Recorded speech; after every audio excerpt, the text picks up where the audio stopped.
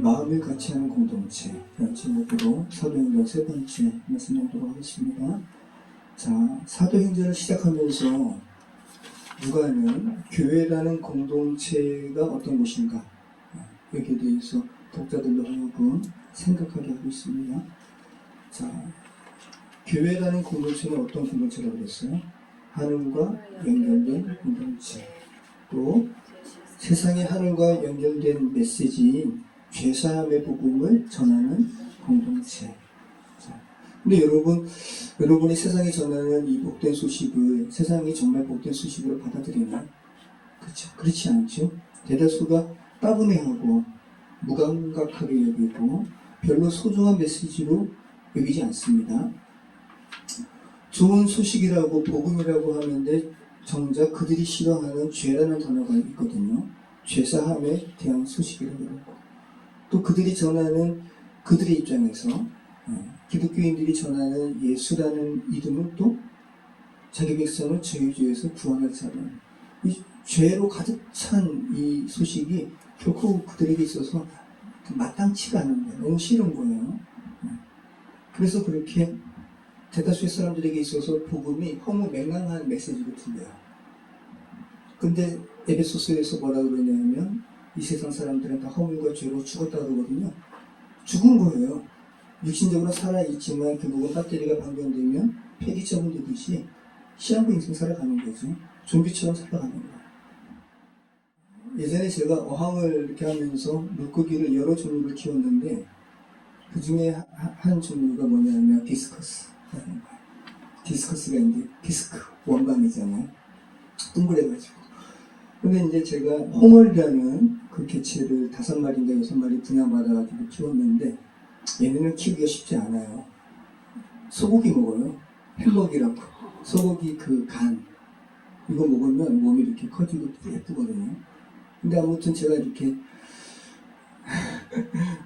키우다가 새끼인데 이제 약간 중성어처럼 되려고 좀 커지는 상황에서 병이 한 마리가 생겨가지고 저기 동물병원 가가지고 약을 처방받은 거예요. 근데 물고기가 되게 조그맣잖아요. 정말 사람이 물고기는 미물 같은 조그만 종류인데 거기서 이렇게 약이라고 해서 받았는데 저는 감사합니다라고 해서 근데 그거를 좀 이렇게 가축병원이니까 일반 동물한테 주는 약이잖아.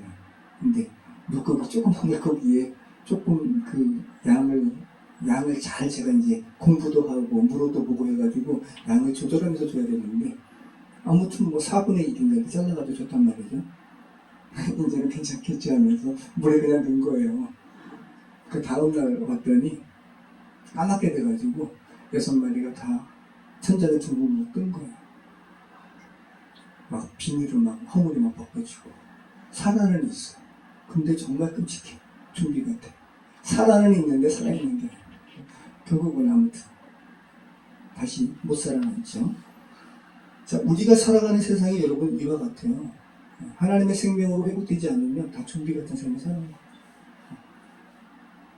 자, 그러면 죄로 인해서 그죠? 나도 죽고 너도 죽고 영적으로 모두 다 죽어버린 이 세상에 하나님께서 선포하시는 복음의 메시지는 강할까요? 아니면 약할까요? 강할 수밖에 없죠. 강할 수밖에 없는 거예요.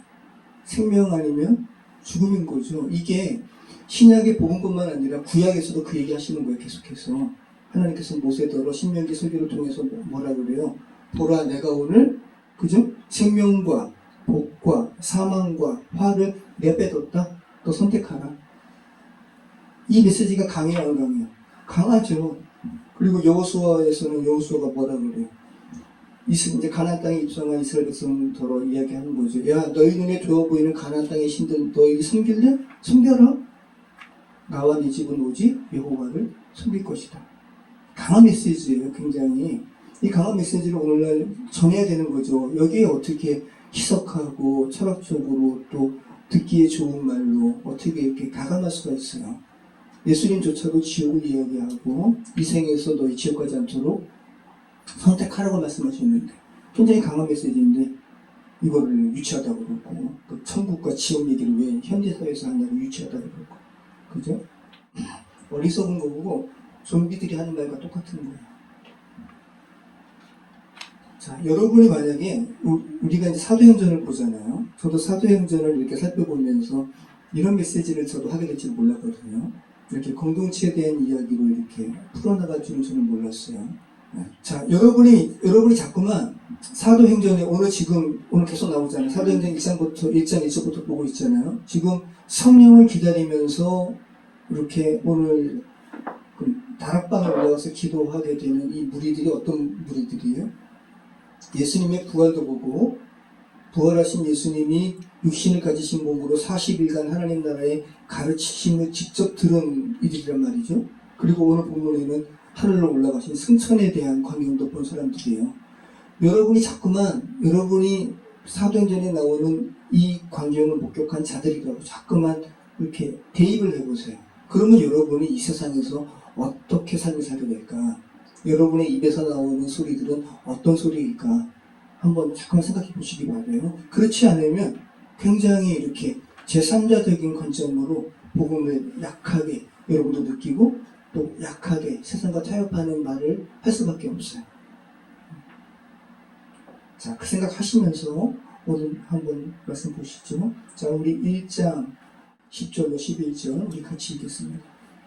올라가실 때 제자들이 자세히 하늘을 쳐다보고 있는데 흰옷 입은 두 사람이 그들 곁에 서서 이르되 갈릴리 사람들아 어찌하여 서서 하늘을 쳐다보느냐. 너희 가운데서 하늘로 불려주신 예수는 하늘로 가심을 보는 그들을 모시리라 하느니라. 자, 우리 지난주에 마지막 부분인데 승천에 대한 메시지잖아요. 제가 일부러 안 나눴어요. 왜냐하면 자, 여러분 보세요.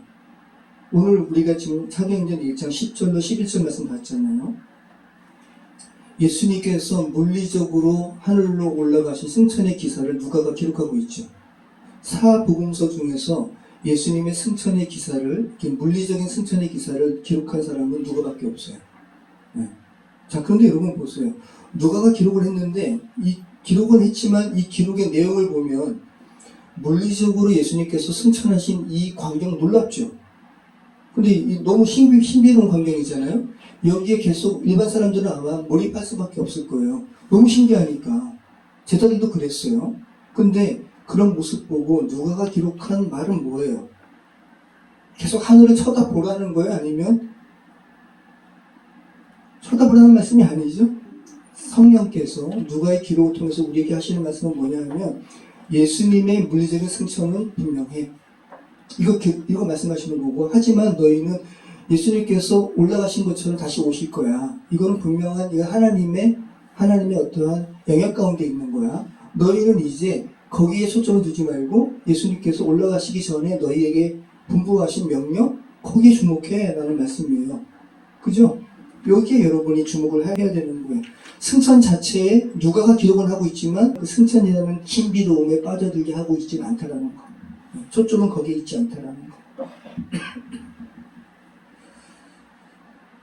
자, 누가가 이야기하는 것은 예수님의 부활과 승천은 사실이고 예수님의 재림도 분명히 다가올 사실이다. 그런데 너희는 여기에 몰입해서 너희가 마땅히 해야 할 일을 망각해서는 안 된다라고 말씀하고 있는 거예요.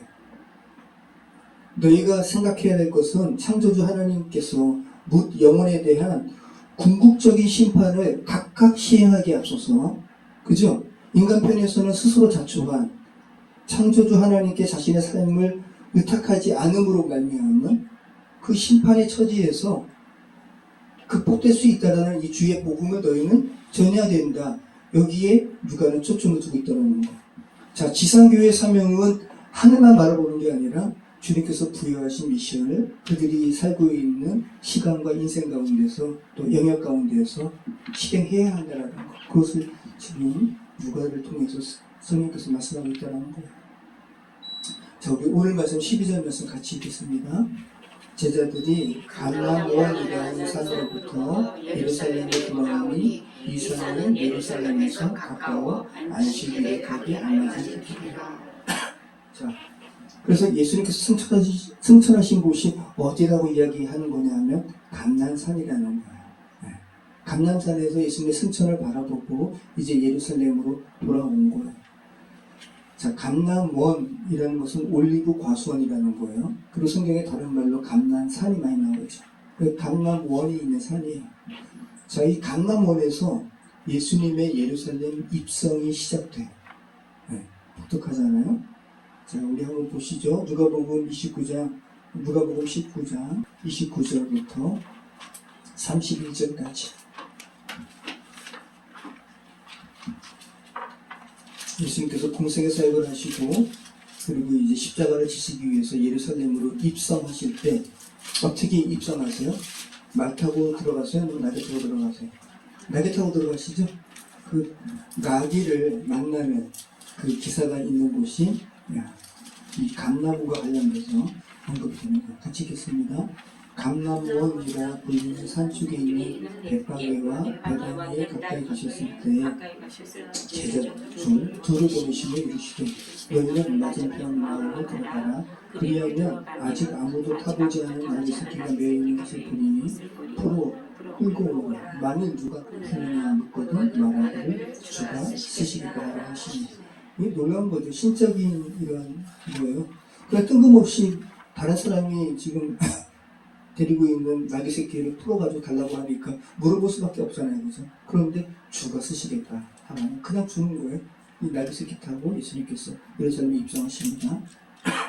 그리고 이 감람원에서 예수님께서 제자들을 축복하시고, 그죠? 그리고 지상 사역에 대해서 명령하시고 승천하시는 거예요. 그리고 이 감람원에 대해서 성경이 굉장히 많이 나오는데, 감람산. 자, 낮에는 예루살렘에서 사역하시고 다시 밤에는 감람산으로 나오셔가지고 쉬셨어요. 그리고 습관에 따라서 거기서 기도하셨어요. 한번 보실까요? 누가복음 21장 37절에 제가 한번 읽어드릴게요. 예수께서 낮에는 성전에서 가르치시고 밤에는 나가 감람원이라 하는 산에서 쉬시니. 그 다음에 누가복음 22장 39절 한번 보시죠. 누가복음 22장 39절. 겟세마네 기도를 여기서 하시는 거예요. 십자가에, 정말 십자가를 인간적인 마음으로 생각한다면 피하고 싶죠. 이건 세상에서 가장 잔혹한, 극악한 사형 방식인데요.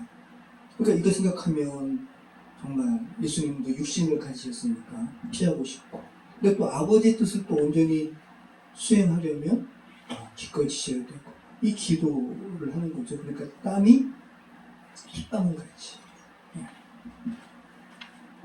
제가 예전에 어떤 이 관련해서 기사를 봤는데 의사가 땀이 핏방울처럼 흐를 수 있다고 해요. 지극한 아주 그냥 극도의 스트레스 하면 모세혈관이 터져가지고 땀이 피와 같이 이렇게 흘러버릴 수 있다고 해요.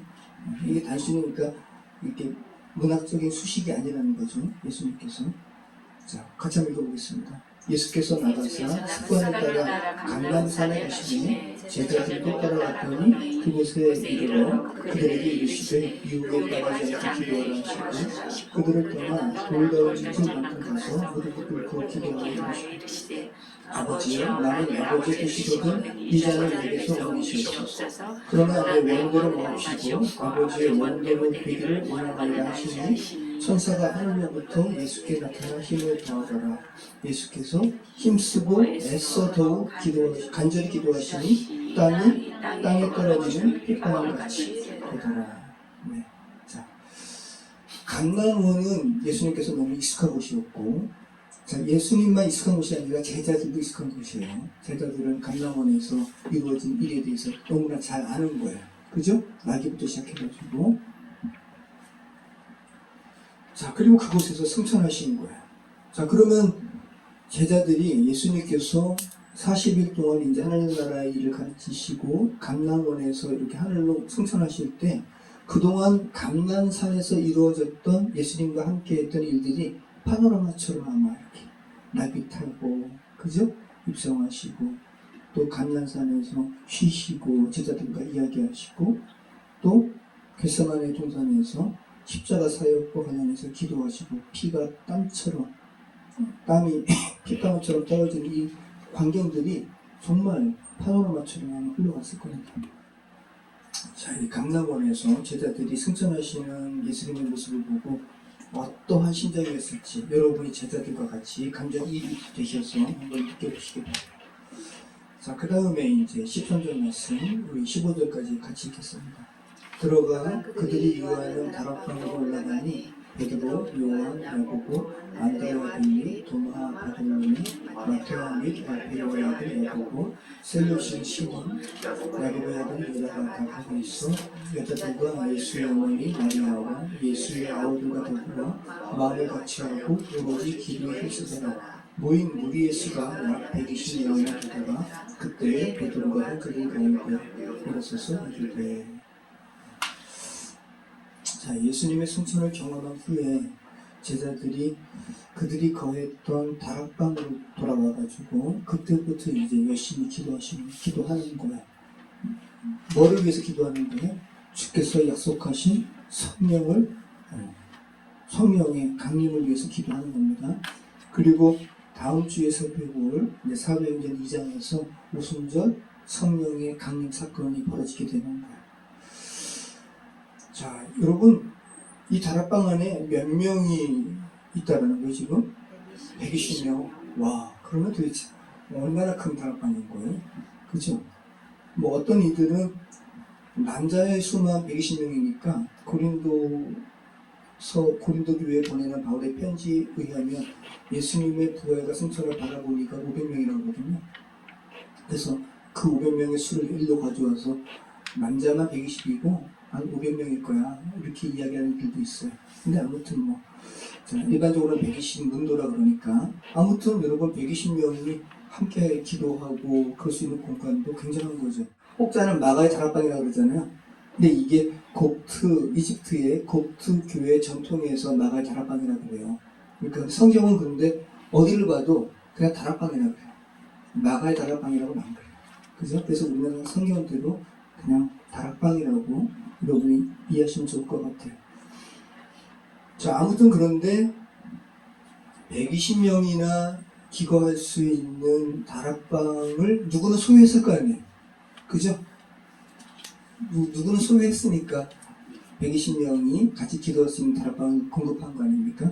그러니까 굉장히 가난한 사람은 아니겠죠? 실력자였겠죠, 그죠? 예수님의 무덤을 이렇게 제공한 아리마대 요셉도 실력자니까 뭐 그 사람과 동일인지 아닌지는 알 수 없지만 아무튼 초대교회 예수님의 제자 중에서는요 로마의 황제 가문도 있었습니다. 그러니까 엄청난 예수님의 이 사역을 보고 초대교회 때 엄청난 사람들이 복음에 반응했다는 거예요. 자, 그것도 그렇고 오늘 본문을 보면 예수님의 11제자가 다 나오죠. 이제 언급을 하는 거, 정확하게 하는 거예요. 자, 보세요. 한번 손가락을 꼽아보세요. 몇 명인지. 베드로, 요한, 야고보, 안드레, 빌리. 그죠? 여기까지 5명.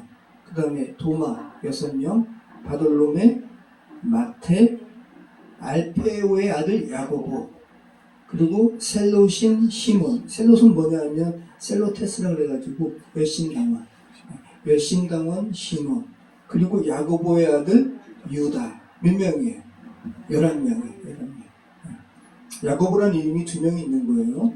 요한의 형 야고보, 그리고 알페오의 아들 야고보, 그리고 또 야고보의 아들 유다가 있죠. 그리고 이제 가룟 유다는 야고보의 아들 유다와 구별하기 위해서 가룟 사람 유다 해서 가룟 유다라고 하는 거예요. 가룟 유다는 이제 죽었죠. 그 얘기 하잖아요. 자, 이렇게 11명이 기도했고, 그리고 예수님의 제자들은 많았어요. 그들도 기도했고, 근데 오늘 누가는 딱 3부류만 언급을 하죠. 예수님의 제자, 또 누구요? 예수님의 아우들, 그리고 여자, 막달라 마리아, 예수님 따랐던 여자들, 그리고 어머니 마리아. 자, 예수님의 아우들은 예수님께서 공생의 사역하셨을 때는 예수님을 받아들이지 않았어요. 자, 그 이야기가 어디 나오죠? 요한복음 7장 3절로 5절 나오죠? 한번 보실까요?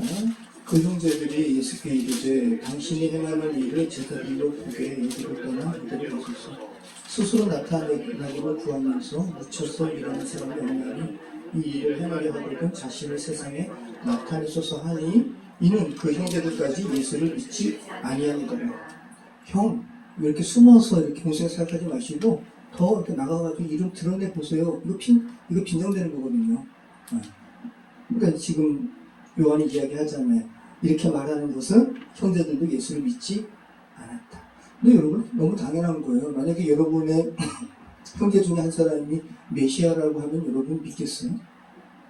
그죠? 선지자가 고향에서 대접받지 못한다는 것은 죄된 세상에 당연한 거예요. 그죠? 왜? 그 사람의 잘한 모습 다 봤는데? 근데 예수님의 형제들은 정말 유신적인 예수님의 어렸을 때부터 다 본 거 아니에요. 그죠? 인간적인 생명상 다 봤는데 어떻게 메시아임을 어떻게 믿어요? 못 믿죠. 당연한 거예요.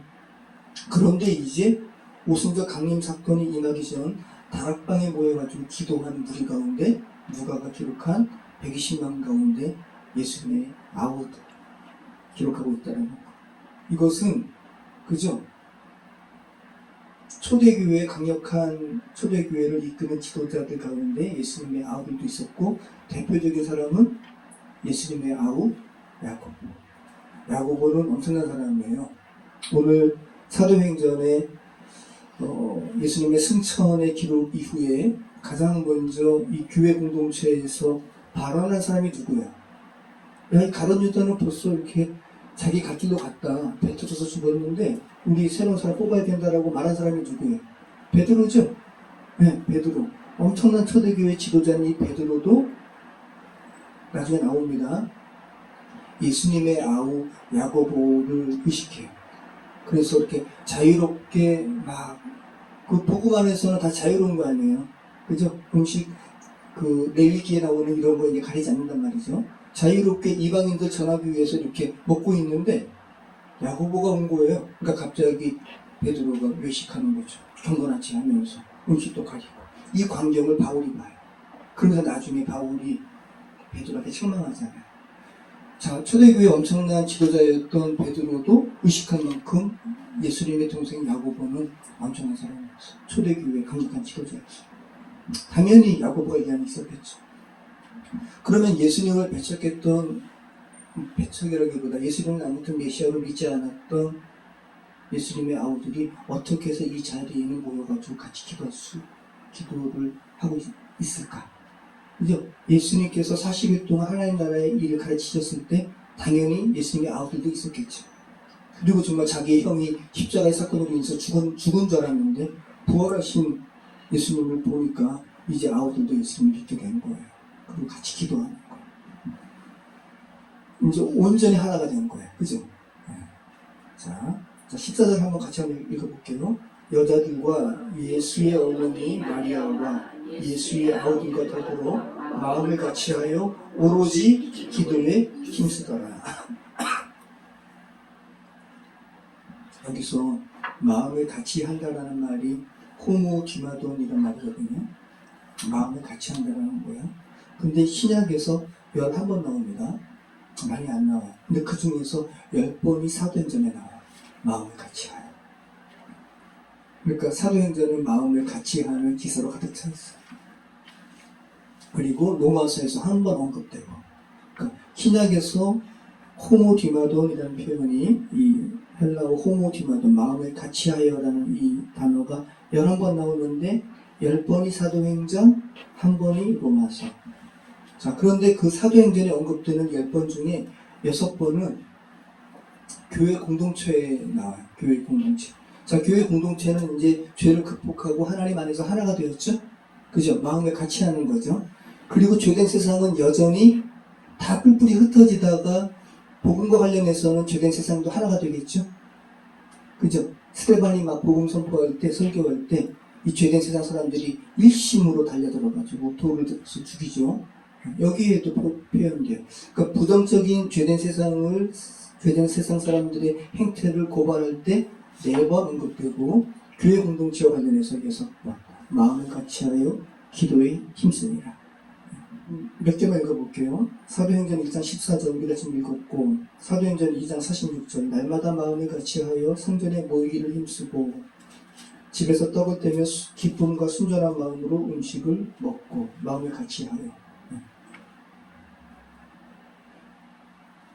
그리고 또 사도행전 5장 12절 사도들의 손을 통하여 민간의 표적과 기사가 많이 일어나매 믿는 사람이 다 마음을 같이하여 솔로몬 행각에 모이고. 자, 로마서에도 나옵니다. 로마서 한번 볼까요? 로마서 15장 6절 15장 6절 한 마음과 한 입으로 하나님 곧 우리 주 예수 그리스도의 아버지께 영광을 돌리기를 하노라. 네.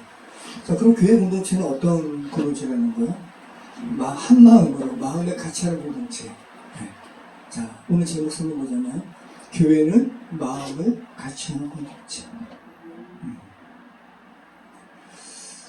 자, 여러분, 마음을 같이 한다라는 표현은 우리는 다 여러 사람인데, 그죠?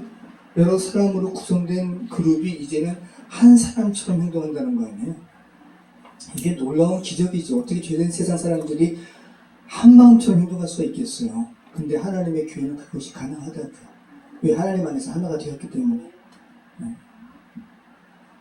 자, 성경은 계속해서 여러분 하나됨을 말씀하고 있습니다. 우리 한번 하나됨이라는 걸 한번 생각해 보시기 바라요. 성경은 하나됨에 대해서 이야기하고 있어요. 저 원래 우리 인간은 하나님과, 이게 네오스 헬라어거든요. 이 하나님과 우리 인간, 나 스스로와 이렇게 원래 하나였어요. 하나, 그죠? 근데 죄로 인해서 하나님과 나가 분리되었죠. 이게 우리의 현실이고 좀비처럼 살아가는 죄된 세상 사람들의 현실이에요. 그죠? 그래서 성경은 이 분리를 극복하는 이야기예요. 창세기가 그 내용인 거예요. 다 성경 전체가 그 내용이고 사도행전은 이 분리를 극복한 사람들의 메시지고. 자, 그리고 여러분이 창세기 우리가 살펴보면서 너무나 제가 자주 말씀드렸던, 저는 이 창세기 기사에서 이 부분을 읽을 때마다 저는 너무 놀랍고 감격스럽거든요. 한번 보시죠. 요셉과 청지기의 이야기. 요셉은 하나님과 하나 된 사람이에요. 찰나한 존재. 형통하였더라라는 말씀이 그거거든요. 하나님과 하나 된 사람이니까 요셉이 하는 행동은, 하는 결과는 다 형통한 거예요. 네. 자, 보세요. 요셉과 청지기의 그 대한 관계도 보시죠. 근데 요셉이 하나님과 하나 되니까 요셉의 종인 청지기도 그죠? 요셉과 하나 된 거예요. 요셉이 하나님과 하나 되었어요. 근데 요셉의 청지기, 이 이집트의 종은 요셉과 다른 사람이잖아요. 근데 이 청지기도 요셉과 하나 된 존재라고. 성경이 그걸 이야기한다고요. 야, 하나 되면 게 뭔 줄 알아? 이런 거야. 그래서 요셉의 형제들이 11명이잖아요. 요셉의 형제들의 11명을, 이 보세요, 한번. 이게 지금 실제 요셉의 형제들이 만났을 때는 이거보다 더 장성했기 때문에 수염을 다 났을 거예요. 근데 지금도 여러분, 일반적인 사람들이 이 사람들의 태어난 순서를 알 수가 있을까요? 어떻게 알아요, 그죠? 근데 여기에 수염을 한번 검게 한번 칠해보세요. 어떻게 알아요, 그죠? 그런데 요셉이 이제 여기서 청지기란 말은 안 나오지만 그 앞부분에는 청지기가 나와요. 내가 오늘 우리 형제들과 함께 잔치 베풀 거야. 너 식사 준비해. 라고 지시하거든요. 그 다음에 이때 요셉은 총리잖아요. 이스라엘의 이 요셉의 형들 입장에서는 이 총리가 요셉인지 몰라요. 그런데 뜬금없이 식사를 안 치는데 같이 한번 읽어볼까요? 그들이 요셉 앞에 앉되 그들의 나이에 따라 앉히게 되니 그들이 서로 이상히 여겼더라. 이게 놀라운 거죠. 이들 입장에서는 이거 어떻게, 그러니까 이제 우리는 유추할 수 있는 거예요. 청지기가 당신은 여기 앉으세요. 당신은 여기 앉으세요. 나의 순서대로 앉히는 거예요. 그러니까 요셉의 형제들이 놀라는 거예요. 여러분, 그러면 청지기는 어떻게, 요셉이야 당연히 알죠, 그죠? 근데 청지기는 어떻게 알까요? 청지기가 요셉과 하나 된 존재이기 때문에. 성경이 그 이야기 하는 거예요. 그 다음에 다시 이제, 자, 창세기 44장 12절 한번 읽어보시죠. 그가 시작하여 나이 적은 자에게까지 조사함에 그 잔이 베냐민의 자손에서 발견되지라. 이게 다 이제 요셉이 형제들을 이제 죄에서 이제 용서하기 위해서 청지기를 시켜가지고 베냐민의 자루에다가 그죠? 은잔을 넣어놓고 야, 너희가 왜 이렇게 선을 악으로 행하느냐?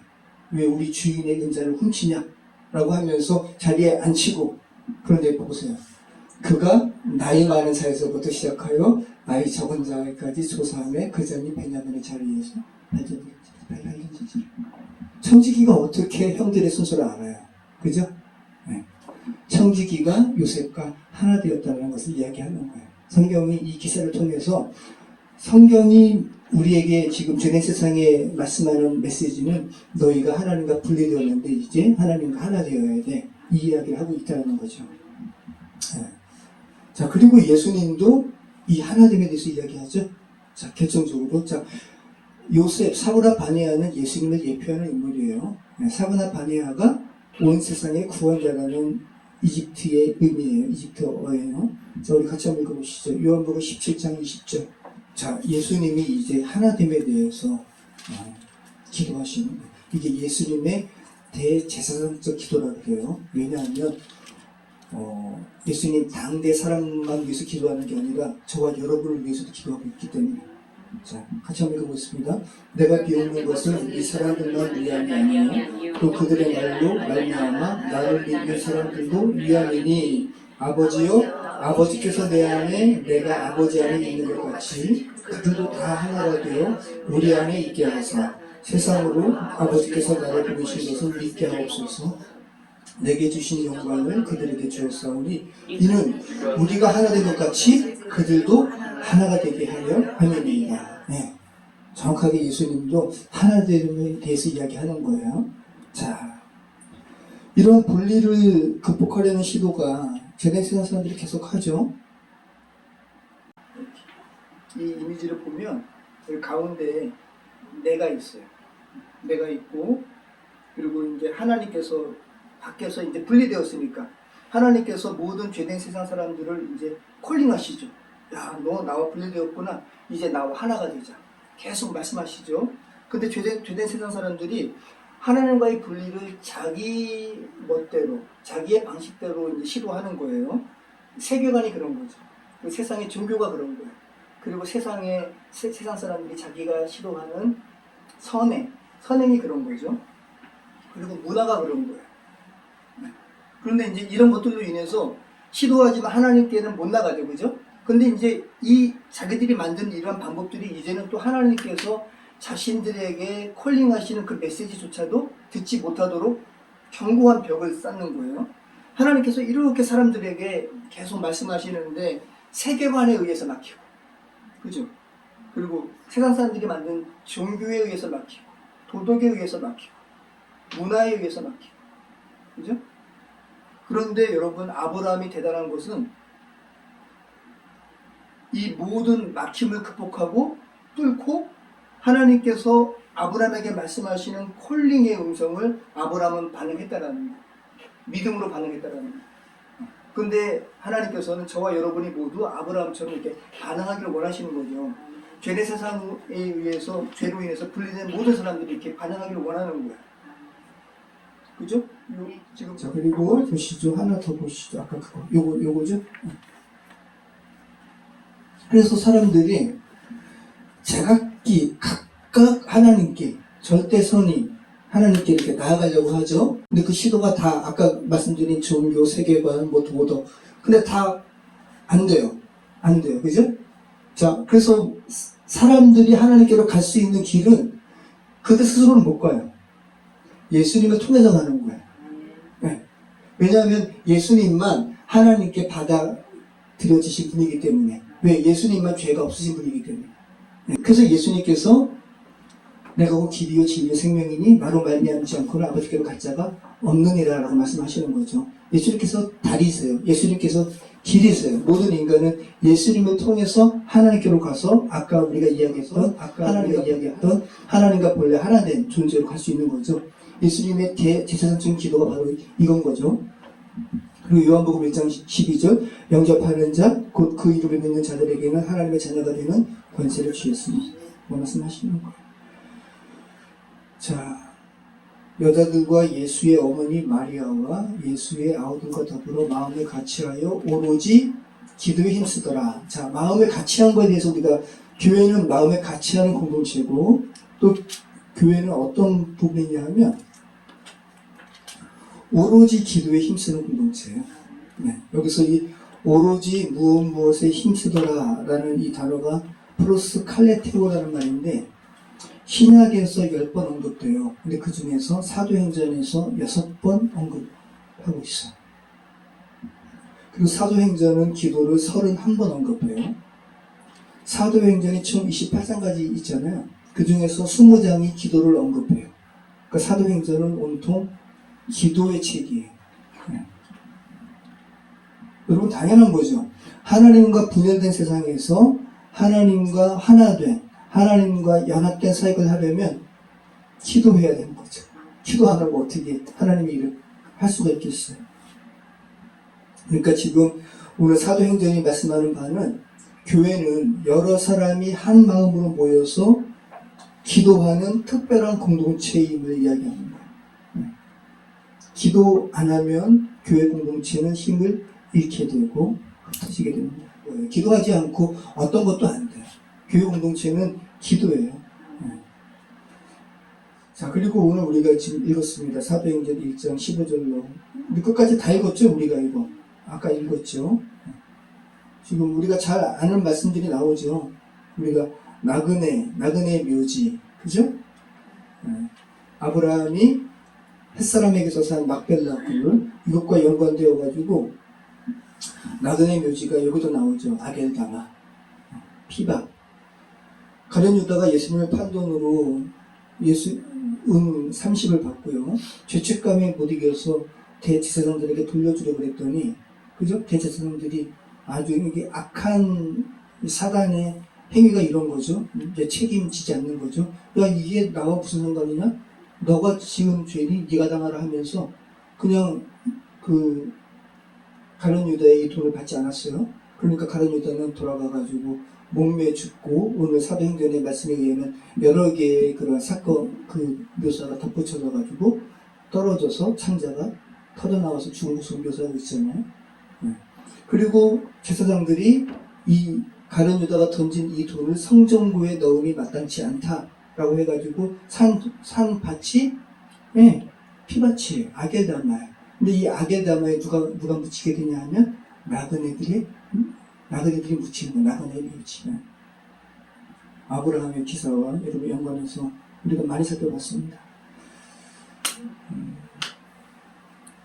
자, 본문에서 우리가 몇 가지 중요한 것을 짚는다면, 예수님의 승천 후에 약속한 성령을 기다리며 기도하는 공동체의 최초의 지도자 역할을 베드로가 하고 있다는 거 아까 우리가 살펴봤고, 그리고 최초의 그리스도인을 부르는 명칭이 나오죠. 베드로가 이야기하잖아요. 뭐라 그래요? 형제들아. 네. 자, 여기서 형제들아라는 것은 자매들도 포함된 거예요. 자, 주 안에서 우리는 다 형제 자매예요. 다 하나가 되는 거예요. 형제들아라는 의미에서 우리는 하나된 존재다라는 것이 지금 있습니다. 그리고 공동체가 하나님의 뜻을 구하기로 마음을 같이하고 뜻을 모을 때, 인간적인 것을 극복하는 하나님의 방법은 제비뽑기임을 말하고 있어요. 그죠? 제비뽑기는 인간이 시도할 어떤 것도 다 거부해요. 정말 이거는 하나님의 방법인 거예요. 자, 그러면서 지금 유스도라고 하고 유스도라 불리는 요셉이 아니라 마띠아가 뽑히잖아요. 그죠? 근데 여러분, 요셉도 훌륭한 사람이었을 거예요. 그러니까 지금 그리고 성경은 마띠아에 대해서 오늘 본문 외에는 더 이야기 안 해요. 그러니까 지금 오늘 본문에서 제비뽑기에 의해서 마띠아가 선출된 것은 하나님의 교회는 하나님의 주권성으로 움직이는 거야. 여기에 대해서 말씀하시는 것이지, 요셉보다 마띠아가 더 나아서 이런 의미가 아니라는 거 여러분 기억하셨으면 좋겠어요. 자, 이제 말씀을 여러분 마칠게요. 아까 드린 말씀처럼 여러분 사도행전을 살피면서 자꾸 여러분을 예수님의 부활과 승천과 또 예수님의 명령을 수용하려고 기도하는 무리들과 여러분 이끌어시키시면서 자꾸만 사도행전을 보시기 바라고, 또 여러분의 신앙생활을 하시기 바라요. 그럴 때 여러분은 하나님을 향한 간절함이 무엇인지 알게 되고, 그죠? 그리고 죄에서 구원받는다는 것이 무엇인지 보다 더 선명하게 알게 되고, 그리고 예수님께서 명령하신 이 지상 사역의 지상 명령이 어떤 것인지 여러분이 더 깊게 그 무게감을 여러분이 체득할 수가 있는 거예요. 예수님의 지상 명령에 대해서 체감하는 정도가 그냥 단편적으로 사도행전 말씀을 읽고 그냥 단편적인 기독교인의 생활을 할 때와는 차원이 다른 느낌으로 여러분에게 다가오게 될 거란 말씀이에요. 여러분 보세요. 초대교회 지도자가 또 누가 있어요? 베드로가 있고 야고보가 있고 또 오늘 우리가 읽은 사도행전에 여러 사람들이 이제 지도자가 되고 또 신약의 거의 절반을 쓴 바울이죠. 여러분 초대교회 지도자인 바울이 출애굽한 바울은 이제 구약의 학자니까 출애굽한 백성들이 몇 명이죠? 여러분의 성경적인 지식 몇 명이에요? 장정만 60만 명. 그래서 장정만 60만 명이라는 소리는 거기에 유아들, 노약자 다 빼고 여성들 뺐기 때문에 그래서 200만 명 추산하는 거예요. 출애굽기에. 그러니까 바로 아래서 노예로 이렇게 속박받았던 이스라엘 백성들이 이 애굽은 죄된 세상을 의미하죠. 출애굽했을 때 200만 명이 출애굽했다고요. 엄청나죠. 그런데 이 출애굽한 200만 명 중에서 구약 성경이 말하는 바는 가나안에 들어간 사람이 몇 명이에요? 약속된 가나안 땅에 몇 명 들어갔어요? 2명 들어갔어요. 200만 명 중에 2명 들어갔다고요. 누가? 여호수아와 갈렙. 그리고 나머지 사람들은 다 새로운 세대가 광야에서 태어난 사람들이 들어간 거예요. 그러니까 죄된 세상에서 발을 내딛고 출애굽하는 사람들은 다 죽었다고요. 그 중에서 여호수아 갈렙 외에는 다 죽었다. 그러면 출애굽한 사람 중에서 정작 주께서 약속하신 가나안 땅에 들어가는 사람이 극소수예요, 아니면 많아요? 극소수예요. 거의 없는 거예요. 이 세상에 내가 믿음을 가진 사람을 보겠느냐? 거의 없다라고 이야기하거든요. 거의 없는 거예요. 정말 거의 없는 거예요. 200만 명 중에서 2명이니까. 자, 그러면 여러분 이 이야기가 바울이 이 이야기 하거든요. 그럼 바울이 이 이야기 하는 바는 뭐예요? 비록 출애굽했지만, 그죠? 그리고 광야에서 바울은 홍해 건넌 것을 세례받은 걸로 표현하거든요. 세례까지 받았지만, 그리고 교회 공동체 안에 있지만, 여전히 죄악된 애굽의 습성이 여전히 있어가지고, 하나님을 완전히 신뢰하지 못한 사람 다 광야에서 죽었다. 그 이야기 하고 있는 거거든요. 한번 보시죠, 한번. 이걸 잘 생각해 보라는 거예요. 그리스도인은 적당히 출애굽해가지고 가나안 땅에 들어가지 못한다. 여러분이 지금 교회 공동체 안에 있다고 해가지고 거기에 묻어가지고 하나님의 천국에 가는 거는 아니다. 자, 보세요. 고린도전서 10장 1절로 15절에서 그 말씀을 해요. 고린도 교회는 현대 교회와 똑같아요. 문제 있는 교회였어요. 그러면서 바울이 성령의 감동으로 이 이야기 하는 겁니다. 자, 고린도전서 10장 1절로 15절. 자, 같이 읽겠습니다. 형제들아, 나는 너희가 알지 못하기를 원하지 아니하노니 우리 조상들이 다 구름 아래 있고 바다 가운데로 지나며 모세에 속하여 다 구름과 바다에서 세례를 받고 다 같은 신령한 음식을 먹으면 만나죠. 다 같은 신령한 음료를 마셨으니 이는 그들을 따르는 신령한 반석으로부터 마셨음에 그 반석은 그릇일 것이라.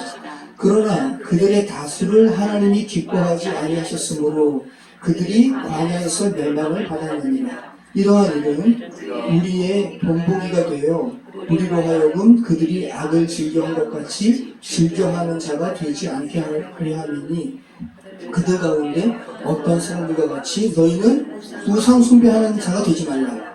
이 고린도 교회에다 이야기하는 거라고요. 교회 다니면서도 우상 숭배한다고요.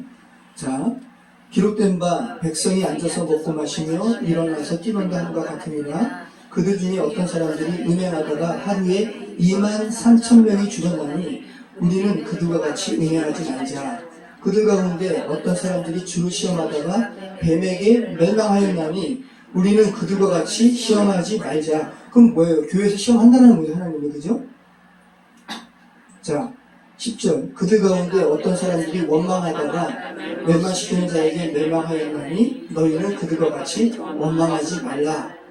그들에게 일어난 이런 일은 본보기가 되고 또한 말세를 만난 우리를 깨우치기 위하여 기록되어 있습니다. 여러분 보세요. 이게 지금 출애굽기 말씀이거든요. 토라의 학자인 바울이, 그죠? 스데반을 죽이는 거기에 증인이 됐던 바울이 예수님을 담에서 도상에서 만난 다음에 구약의 모든 것들이 예수님의 구속사적인 사역으로 다 이렇게 풀어지게 되었어요. 그러면서 고린도 교회에 대해서 이야기하는 거예요. 자, 출애굽기에 나오는 이러한 200만 명 중에서 단 2명만 들어가게 된 이 사건이 바울이 정확하게 이야기하죠. 말세에 있는, 자, 이 죄된 세상 이유는 다 말세예요. 2000년 전도 말세고 지금도 말세예요. 말세에 있는 교회 가운데 부르심을 받은 자들에게 경고하기 위해서 바울이 이렇게 재해석해가지고 편지를 쓴 거고, 이것이 하나님의 섭리 가운데 출애굽기처럼 성경이 되었어요. 그래서 우리는 구약과 신약을 같이 보면서 하나님의 말씀을 깨닫는 거예요. 자, 그러면서 12절 말씀 같이 읽겠습니다. 그런즉 선줄로 생각하는 자는 넘어질까 조심하라. 사람이 감당할 시험 받기는 너희가 당할 것이 없나니 오직 하나님을 믿으사 너희가 감당하지 못할 시험 당함을 허락하지 아니하시고 시험 당할 즈음에 또한 피할 길을 내사 너희로 능히 감당하게 하시느니라. 그런즉 내 사랑하는 자들아 우상 숭배하는 일을 피하라. 나는 지혜 있는 자들에게 말한 것 같이 하노니 너희는 내가 이르는 말을 스스로 판단하라. 그러면서 여러분이 고린도 이 말씀 계속 읽어보세요. 제사에 대해서도, 그죠? 여전히 교회 다니면서도 제사 지내는 부분도 다 언급하고 있어요. 그러니까 우리가 이 기독교 복음 안에 있다고 하고 교회라는 이 테두리 안에 있다고 하면서도 여전히 죄된 세상과 타협해요. 계속 타협해요. 한 명 한 명, 결국은 우리가 다 하나님 앞에서 1대1로 우리가 이렇게 1대1로 맞닥뜨리는 부분인데, 하나님 앞에 생명에 대해서 정직하게 반응하는 부분이 무엇인가, 여기 대해서 우리는 고민하고 결정하고 결단하고 삶을 살아야 된다는 거예요. 바울이 이 글 쓰기 위해서 앞부분에 이야기한 거잖아요. 200만 명이 출애굽했는데 2명 들어갔다. 이거는 단순한 부분이 아니라는 거예요. 그냥 우리가 출애굽했다고, 교회 안에 있다고 그냥 천국 간다, 이거 아니라는 거잖아요. 그죠? 자, 성경이 여러분 구원받은 믿음을 가진 자가 거의 없다고 이야기해요. 자, 그러면 구원받는 자가 출애굽한 자 200만 명 중에서 단 2명밖에 없다고 해가지고 여러분 그러면 구원의 여정 포기하실 거예요? 아니잖아요. 그죠? 자, 그러면 성경이 말하는 바는 분명해요. 바울이 고린도서를 통해서 말하는 바도 분명하고 다른 사람 보지 말라라는 거예요. 그죠? 다른 사람 보지 말고 여러분 한 사람 한 사람이 물러치고 사랑해야죠. 그런데 여러분과 하나님의 영혼은 1대1이라니까요. 네, 그 하나님 온전히 바라보면서 여호수아와 갈렙처럼, 그죠? 여호수아와 갈렙 같은 믿음으로 하나님 바라보시면서 이 인생 살아가시면 되는 거 아니에요. 그러면 가나안 들어가시는 거 아니에요. 성경이 지금 그 말씀을 하고 있는 거죠. 이런 부분을 생각할 때 우리의 믿음의 이 신앙의 여정은 여러분 그냥 적당히가 아니라 굉장히 정말 이렇게 떨림으로 구원을 이루어야 되는 부분이지 그냥 막연하고 적당히가 아니라, 모쪼록 여호수아와 갈렙처럼 약속의 땅에 입성하시는 저와 여러분의 삶이 되기를 축원합니다. 기도하겠습니다. 참 좋으신 하나님 감사합니다. 사도행전의 말씀이 정말 삶과 죽음에 대한 메시지이기 때문에 또 이런 부분에 대해서 죄된 세상에 좀비처럼 죽어있는 이들에게 증거하는 메시지이기 때문에 정말 강할 수밖에 없음을 다시 한번 고백합니다. 여호와 하나님, 저희가 출애굽했습니다. 저희가 교회라는 공동체 안에 있고 또 예수 그리스도께 속하여 세례받은 이들입니다. 그러나 바울의 이 경고를 통해서 아버지 하나님, 이러한 것들이 우리의 구원을 보장하는 것은 아니라는 것 다시 한번 저희가 인지하게 하시고, 여호수아와 갈렙처럼 영원하신 한 분이신 하나님께 온전히 집중하면서 그분을 의식하면서 이 죄된 세상 살아갈 수 있도록 성령 하나님 함께 해주시옵소서. 감사드리오며 예수님의 이름으로 기도합니다.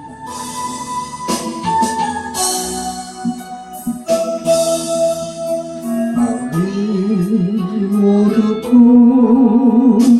외로울 때 예수님을 나 생각해요.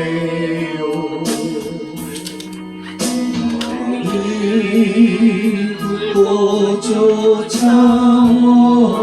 없으시던 혼자 기도하시던 주님 생각해요.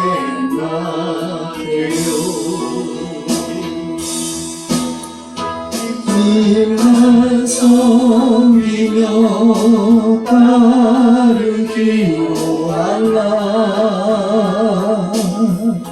세상이 주니 모든 괴로움 버리고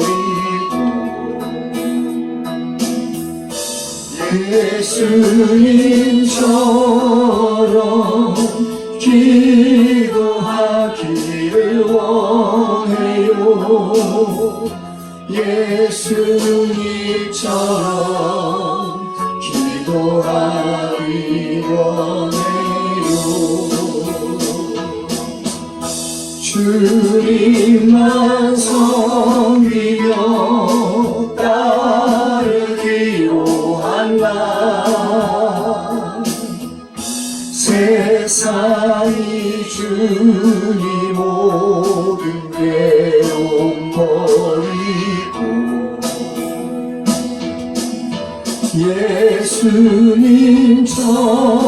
예수님처럼 기도하기를 원해요.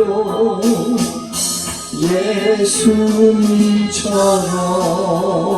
기도하기 원해요. 하늘에서 같이 기도하겠습니다. 그렇습니다. 하나님 아버지, 이 시간 온전히